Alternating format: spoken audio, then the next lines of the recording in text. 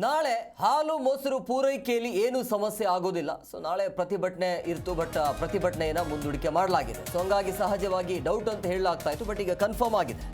ನಾಳೆ ಹಾಲು ಮೊಸರು ಪೂರೈಕೆಯಲ್ಲಿ ಯಾವುದೇ ರೀತಿಯಾಗಿ ಸಮಸ್ಯೆ ಇರೋದಿಲ್ಲ.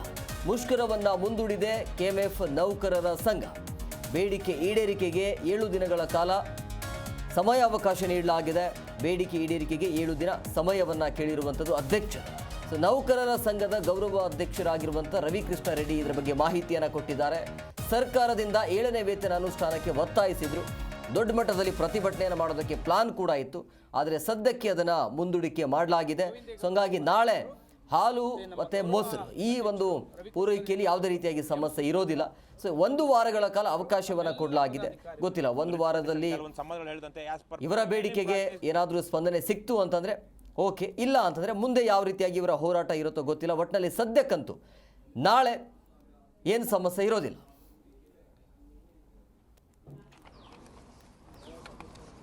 ನಾನು ಪ್ರಧಾನ ಕಾರ್ಯದರ್ಶಿ ಪ್ರಭುಶಂಕರ್ ಅಂತೇಳಿ. ಸೊ ಮುಷ್ಕರಕ್ಕೆ ಹೋಗುವಂತಹ ಒತ್ತಡ ಎಲ್ಲ ನೌಕರರು, ಸಿಬ್ಬಂದಿ, ಅಧಿಕಾರಿಗಳ ಮೇಲೆ ಇದೆ. ಹಾಗಾಗಿ ಮುಷ್ಕರಕ್ಕೆ ಹೋಗುವಂಥ ವಿಚಾರವನ್ನು ತಿಳಿದುಕೊಂಡಂತಹ ಏನು KMFನ ಹಾಲಿ ಚೇರ್ಮನ್ ಆಗಿರುವಂಥ ಭೀಮಾ ನಾಯ್ಕರು ನಿನ್ನೆ ತಾನೇ KMF ಆಫೀಸರ್ಸ್ ಅಸೋಸಿಯೇಷನ್ ಅಧಿಕಾರಿಗಳ ಸಂಘದ ಅಧ್ಯಕ್ಷರಾಗಿರುವಂತಹ ಗೋವಿಂದೇಗೌಡರ ಜೊತೆ ಮಾತನಾಡಿ 3 ದಿನಗಳ ಸಮಯ ಕೇಳಿದ್ದಾರೆ. ಅಂದರೆ 3ನೇ ತಾರೀಕಿನ ತನಕ, ಫೆಬ್ರವರಿ 3ರ ತನಕ ಕೇಳಿದ್ದಾರೆ. ಈಗ ತಾನೇ ನಾವು KMFನ MD ಆಗಿರುವಂತಹ ಶಿವಸ್ವಾಮಿಯವ್ರನ್ನೂ ಸಹ ಭೇಟಿ ಮಾಡಿ ಬಂದ್ವಿ. ಸರ್ಕಾರದಲ್ಲಿ ಈಗಾಗಲೇ ಒಂದು ಹಂತದಲ್ಲಿ ಚಲನೆ ಆಗಿದೆ. ಅವರು ಒಂದು ವಾಗ್ದಾನವನ್ನು ಕೊಡ್ತಾ ಇದ್ದಾರೆ, ನೀವು ನಮಗೆ 3-4 ದಿವಸ ಸಮಯ ಕೊಡಿ, ನಾವು ಆದಷ್ಟು ಬೇಗ ಇದನ್ನು ತೀರ್ಮಾನ ಮಾಡ್ತೀವಿ ಅಂತ. ಇವೆಲ್ಲವನ್ನು ಗಮನದಲ್ಲಿಟ್ಟುಕೊಂಡು ಇವತ್ತಿಗೆ ಬೆಳಗ್ಗೆಯಿಂದ ಒಂದು ವಿಸ್ತೃತವಾಗಿ ಸುಮಾರು ಒಂದು 30-40 ಜನ ಬೇರೆ ಬೇರೆ ಜಿಲ್ಲೆಗಳಿಗೆ ಬಂದಿರುವಂಥ ಪ್ರತಿನಿಧಿಗಳನ್ನು ಸೇರಿಕೊಂಡು ಬಹಳ ವಿಸ್ತೃತವಾಗಿ ಇವತ್ತೊಂದು ಚರ್ಚೆ ನಡೆದಿದೆ. ರಾಜ್ಯದ ಜನರ, ಗ್ರಾಹಕರ ಹಿತವನ್ನು ಗಮನದಲ್ಲಿಟ್ಟುಕೊಂಡು ಮತ್ತು KMFನ ಅಧಿಕಾರಿಗಳು, ಚೇರ್ಮನ್ರು ಸೇರಿದಂತೆ ಮಂತ್ರಿಗಳು ಅವರು ಕೊಟ್ಟಿರುವಂಥ ವಾಗ್ದಾನವನ್ನು ಗಮನದಲ್ಲಿಟ್ಟುಕೊಂಡು ಮತ್ತು ಗೌರವಿಸಿ ಇದನ್ನು ಸುಮಾರು 7ನೇ ತಾರೀಕಿನ ತನಕ ಅವ್ರಿಗೆ ಅವಕಾಶವನ್ನು ಕೊಂಡು, ಯಾಕಂದರೆ 3ನೇ ತಾರೀಕು ಬಹುತೇಕವಾಗಿ ತೀರ್ಮಾನ ಆಗುತ್ತೆ. ಆದರೆ ಅದರಲ್ಲಿ ಕೆಲವೊಂದು ನೋಟಿಫಿಕೇಷನ್ ಬರಬೇಕು ಅಂದರೆ ಸರ್ಕಾರಕ್ಕೂ ನಾವು ಒಂದಷ್ಟು ಸಮಯ ಕೊಡೋಣ ಅಂತೇಳಿ 7ನೇ ತಾರೀಕಿನ ತನಕ, ಫೆಬ್ರವರಿ 7ರ ತನಕ ಈಗ ಒಂದು ಸಮಯ ಕೊಡೋಣ. ಫೆಬ್ರವರಿ 7ರ ಒಳಗಡೆ ಸರ್ಕಾರ ಇದಕ್ಕೆ ಸಕಾರಾತ್ಮಕವಾಗಿ ಸ್ಪಂದಿಸಲಿಲ್ಲ ಅಂದರೆ ನಾವು ಮುಂದಿನ ಒಂದು ಕಠಿಣವಾದ ನಿರ್ಧಾರವನ್ನು ತೆಗೆದುಕೊಳ್ಳುವಂಥ ಅನಿವಾರ್ಯತೆ ನಮಗೆಲ್ಲರಿಗೂ ಬರುತ್ತೆ. 1,07,00,000 ಲೀಟರ್ ಹಾಲು ಪ್ರೊಕ್ಯೂರ್ಮೆಂಟ್ ಆಯಿತು. ಸರಾಸರಿ 90 ಲಕ್ಷ ಲೀಟರ್ ಹಾಲನ್ನು ನಾವು ಇವತ್ತು ರೈತರಿಂದ ಪಡ್ಕೋತೀವಿ. ಸುಮಾರು 32 ಕೋಟಿ ಪ್ರತಿದಿನ ನಾವು ಬಟವಾಡೆ ಮಾಡ್ತೀವಿ ರೈತರಿಗೆ.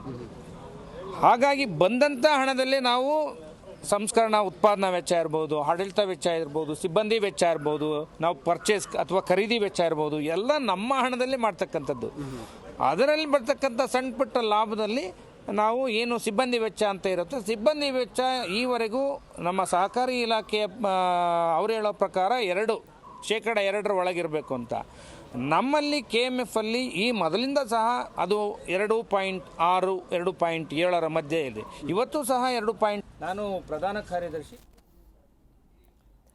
ಈ ಬಗ್ಗೆ ಮತ್ತಷ್ಟು ಮಾಹಿತಿ ನೀಡ್ತಾರೆ ನಮ್ಮ ಪ್ರತಿನಿಧಿ ಮಂಜುನಾಥ್ ಫೋನ್ ಸಂಪರ್ಕದಲ್ಲಿದ್ದಾರೆ. ಮಂಜುನಾಥ್, ಈಗ KMF ನೌಕರರ ಸಂಘ ತಮ್ಮ ಪ್ರತಿಭಟನೆಯನ್ನು ಮುಂದೂಡಿಕೆ ಮಾಡಿದ್ದಾರೆ. ಈ 3 ದಿನಗಳ ಕಾಲ ಅವಕಾಶವನ್ನು ನೀಡಲಾಗಿದೆ. 3 ದಿನದಲ್ಲಿ ಇವರ ಬೇಡಿಕೆಗೆ ಅವಕಾಶ ಸಿಗುತ್ತಾ, ಅಂದರೆ ಅವರ ಮನವಿಗೆ ಸ್ಪಂದಿಸುವಂಥ ಕೆಲಸ ಆಗುತ್ತಾ, ಅಥವಾ ಮುಂದಿನ ದಿನಮಾನಗಳಲ್ಲಿ ಹೋರಾಟ ಮಾಡುವಂಥ ಸಾಧ್ಯತೆ ಇರುತ್ತಾ? ಖಂಡಿತವಾಗೂ ಕುಮಾರ್, ನಾಳೆ KMF ಅಧಿಕಾರಿ ಮತ್ತು ನೌಕರ ಸೇರಿದಂತೆ ಸಿಬ್ಬಂದಿಗಳ ವರ್ಗಗಳ ವತಿಯಿಂದ ಮುಷ್ಕರವನ್ನ ಮಾಡ್ತೇವೆ ಎನ್ನುವಂತ ನಿಟ್ಟಿನಲ್ಲಿ ಕರೆ ಕೊಟ್ಟಿತ್ತು. 1 ವಾರದ ಹಿಂದೆ ಈ ರೀತಿಯಾದಂತಹ ಹೋರಾಟ ಇದೆ ಎನ್ನುವಂತ ನಿಟ್ಟಿನಲ್ಲೂ ಕೂಡ ಒಂದು ರೀತಿ ಗೊಂದಲ ವಾತಾವರಣ ಸೃಷ್ಟಿಯಾಗಿತ್ತು. ಇದು ಸರ್ಕಾರದ ಮಟ್ಟದಲ್ಲೂ ಕೂಡ ದೊಡ್ಡ ಮಟ್ಟದಲ್ಲಿ ಹೊಡೆತ ಬೀಳುತ್ತೆ ಎನ್ನುವಂತ ನಿಟ್ಟಿನಲ್ಲಿ ಭೀತಿ ಕೂಡ ಹುಟ್ಟಿತ್ತು. 16 ಜಿಲ್ಲಾ ಒಕ್ಕೂಟ ಸಭೆ ಮಾಡಿ ಒಂದು ನಿರ್ಧಾರ ಮಾಡಿದ್ದೇವೆ ಎನ್ನುವಂತ ನಿಟ್ಟಿನಲ್ಲಿ ಸದ್ಯಕ್ಕೆ ಇವತ್ತು ಅಧಿಕೃತವಾಗಿ ಒಂದು ಸುದ್ದಿಗೋಷ್ಠಿಯನ್ನ ಕರೀತಾರೆ.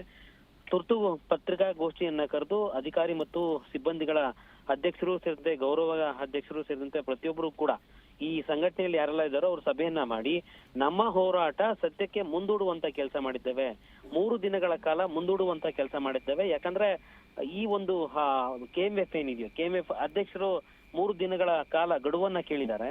3 ದಿನಗಳ ಕಾಲ ಗಡುವನ್ನ ಕೇಳಿರುವಂತ ಹಿನ್ನೆಲೆಯಲ್ಲಿ ನಮ್ಮ ಬೇಡಿಕೆ ಈಡೇರುತ್ತೆ. 6ನೇ ವೇತನ ಮತ್ತು 7ನೇ ವೇತನ ವಿಚಾರದಲ್ಲಿ ತಾರತಮ್ಯ ಇದೆ. ಜೊತೆಗೆ 7ನೇ ವೇತನ ಅಧಿಕೃತವಾಗಿ ಆದೇಶ ಜಾರಿಯಾಗಿದ್ರು ಕೂಡ ಇದನ್ನು ಜಾರಿ ಮಾಡೋದಕ್ಕೆ KMF ಇಲಾಖೆಯಿಂದ ಆಗ್ತಾ ಇಲ್ಲ, ಈ ಒಂದು ಒಕ್ಕೂಟದಿಂದ ಆಗ್ತಾ ಇಲ್ಲ ಎನ್ನುವಂತ ನಿಟ್ಟಿನಲ್ಲಿ ಬೇಡಿಕೆ ಸರ್ಕಾರದ ಮಟ್ಟದಲ್ಲಿ ಸ್ಪಂದಿಸಿಲ್ಲ ಎನ್ನುವಂತ ನಿಟ್ಟಿನಲ್ಲೂ ಕೂಡ ವಿರೋಧವನ್ನ ವ್ಯಕ್ತಪಡಿಸುವಂತ ಕೆಲಸ ಆಗ್ತಾ ಇತ್ತು.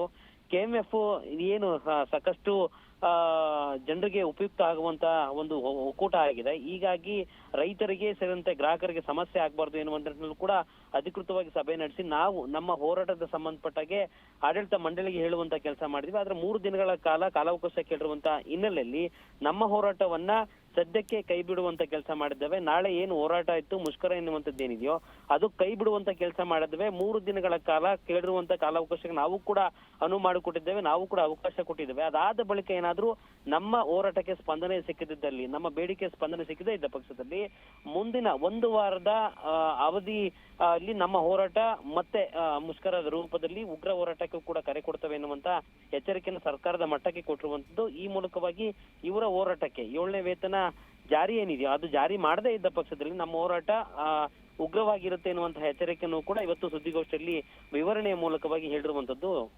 Hemakumar. Okay, thank you Manjunath ನಿಮ್ಮೆಲ್ಲ ಡೀಟೇಲ್ಸ್ಗಾಗಿ.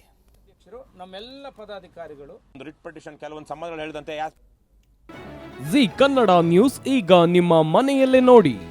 ಎಲ್ಲ ಕೇಬಲ್ಗಳಲ್ಲಿ ಈಗ ಲಭ್ಯ.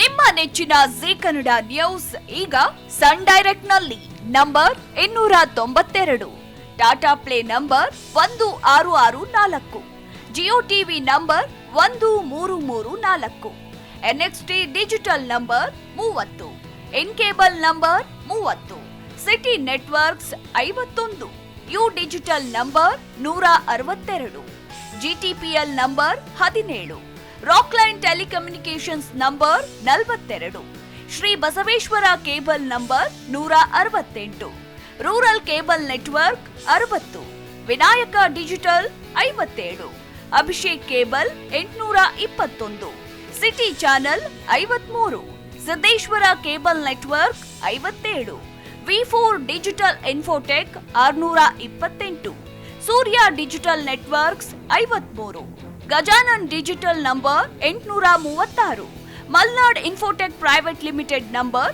56, Metrocast number 830, victory digital number 167ರಲ್ಲಿ ನೋಡಿ ಆನಂದಿಸಿ.